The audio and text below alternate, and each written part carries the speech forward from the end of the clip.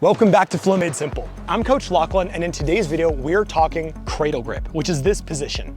It's one of my favorite and most popular movements to use in Mace Flow because it's so versatile. There are so many movements that you can go from cradle grip into, and it makes it really engaging for all of your flows. So in today's video, I'm talking about how to enter into this posture if it's your first time, and then I'll share a whole bunch of different cool ways for you to use it in your flows. So grab your mace and let's dive in.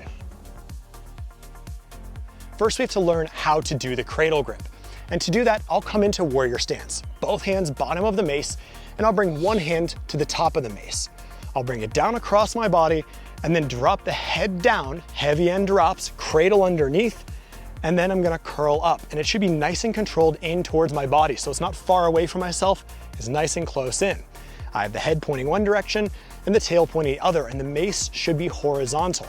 Now, once you've gotten into it on one side, we'll go into it on the other side. So I'll drop the hand back down, unfurl, you can come back through warrior stance. Bring the opposite hand high, cradle underneath, and pull it in again. And as you get comfortable with this, you can integrate a prayer switch. So watch me next. I'm gonna drop the head down, tail comes up. I'm gonna slide the hands up, prayer switch, and then cradle through.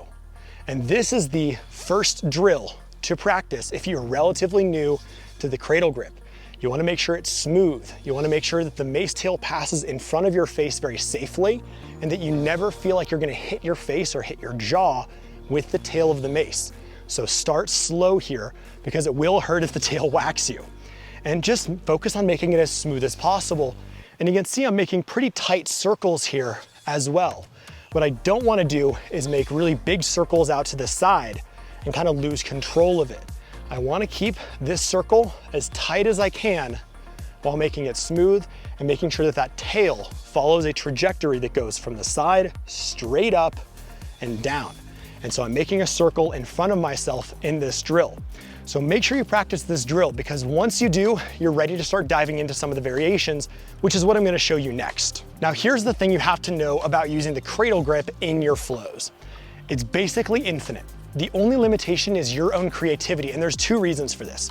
One reason is that your hand is near the balance point of the mace, which means it's very easy to control the trajectory of the mace and the way that you send it. So I can flip the mace out to the side so it's lateral. I can also just simply extend the mace out. I can turn it the other direction. There are many opportunities that I have in this posture, and I can even lift it straight up over my head and be able to use the posture in that way. Because I'm gripping near the balance point, I have a lot of options available to me. That's the first reason. The second reason that this is basically infinite using this grip is that you can pivot with it very easily. Again, because you're gripping near the balance point and because of the position of the mace against the arm. And so I taught two flows with this recently. The water dragon and the cascade flow both use this particular step. So a dragon step from cradle, be able to step up overhead. And in the case of the water dragon, I pulled the mace down, stepped forward into arrow. And in the case of the cascade flow, I did something similar. I stepped behind, and then instead of flipping it, I pulled it down into a sword cut. And that's just two various options.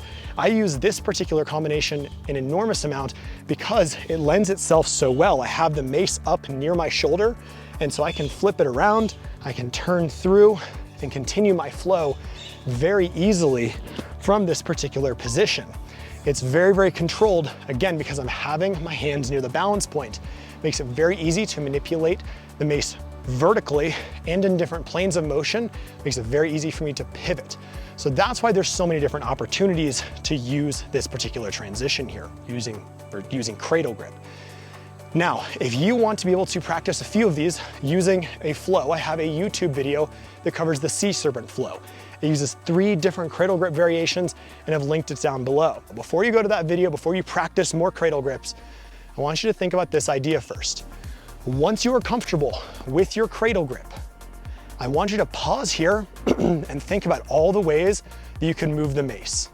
All the ways that you could grip the mace next in order to move it. So for example, I was saying I can go into arrow press. I can have my hand here, bring one hand in, and extend the mace out to the side. That's one option. Another one, I can lift the head of the mace, drop the tail back behind, pivot to the side, and shield. I can cradle underneath, as we were. Grip underneath the elbow, swing to the side, and catch.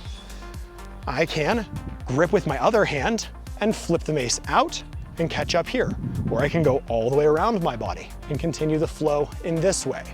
And so the exercise I really want you to think about is, once you get comfortable doing that basic drill that we started with, just alternating cradle grips, I want you to think about what you can do next. With your current knowledge of the steel mace, how can you make it go in different directions to continue your flow? This is the exact process that I use. If I'm stuck in a free flow, if I'm in a posture, I don't know what I'm going to do next, I just think about, well, what can I do next? How can I grip the mace differently to be able to end up in a different posture?